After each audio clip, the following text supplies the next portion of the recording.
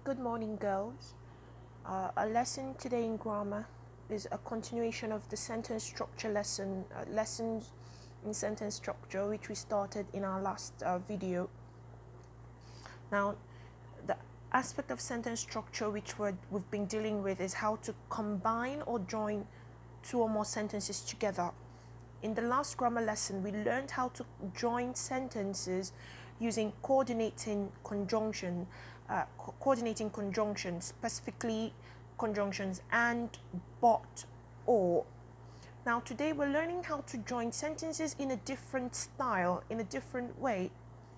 Apart from using coordinating conjunctions to join sentences, we can also use what we know, what is known as relative pronouns to join sentences. Okay? Now, and who is an example of a relative pronoun? The first time we came across this word, it was when we dealt with WH questions. Under that lesson, WH questions, who is a WH word. But for our lesson today, who is not acting as a WH word any longer for WH questions. It is acting as what we know as relative pronouns in English language, okay? So today's lesson on the sentence structure, we're going to learn how to combine sentences using relative pronouns now. And these relative pronouns are used in what we call relative clauses. Okay? Now let's start from the beginning. First of all, I need you to pay very close attention because I'm going to be giving you loads of information in one lesson. I can't help it. There are 3 different rules, and for me to do good justice to this topic here, I must deal with all 3 of them. So I'm going to be giving you loads and loads of information here. You need to pay close attention and pay attention to every word, every sentence that I say here.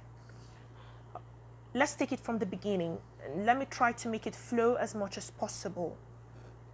Now, we know that a sentence is a group of words put together with a complete meaning, right? A group of words with a complete meaning comprising of a subject and a predicate. You have a subject and a predicate, you have a sentence, right?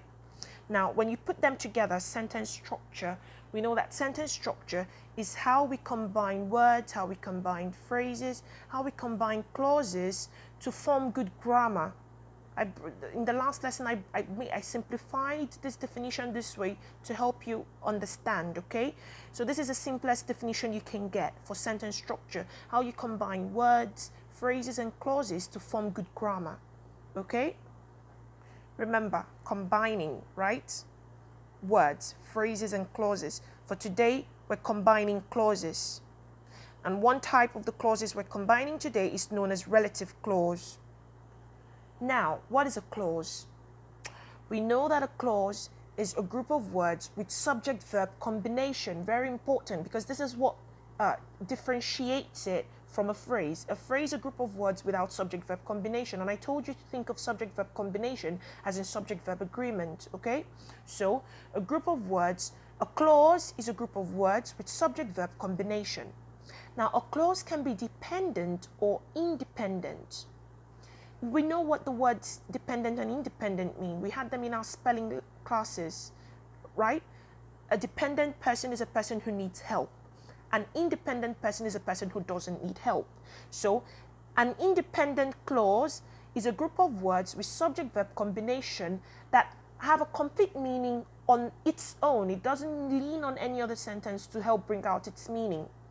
But a dependent clause, on the other hand, cannot stand alone.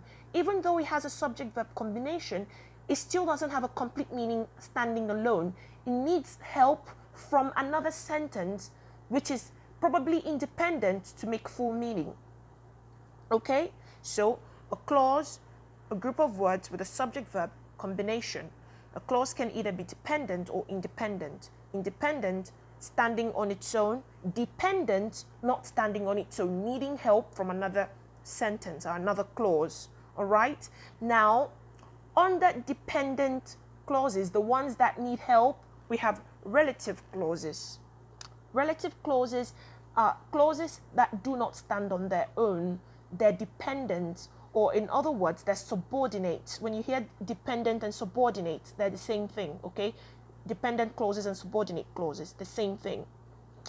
Now, so relative clauses are a kind of dependent clause. They do not stand there on their own. What do relative clauses do in a sentence? They give extra information about a noun. Relative clauses give extra information about a noun. We form relative clauses with what we call relative pronouns. There are so many kinds of them, but today we're focusing on only one, the use of the relative pronoun who in forming relative clauses, and generally how to combine sentences with relative clauses. Okay, so we know what the sentence is, we know what sentence structure is all about, we know what a clause is, we also know what a relative clause is. Now let's go into the rules. Okay,